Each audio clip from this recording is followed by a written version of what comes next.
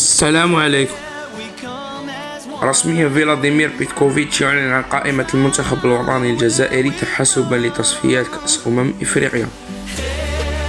وهنا نملي معكم قائمة الآن: في حراسة المرمى مندرية، قندوز وأوكيجا. دفاع: أيت نوري، خاسف، حجام، مداني، توغاي، بن سبعيني، بالعيد، ماندي، عطار ومحمد فارسي. وهنا ننتقل إلى وسط الميدان: بن ناصر، زروقي، بوداوي وزرقان. والهجوم: عوار، سعيود، عمورة، بن رحمة، محرز، حاج موسى، بنزية، قويري وبنجاح. وهنا الختام، وإلى اللقاء.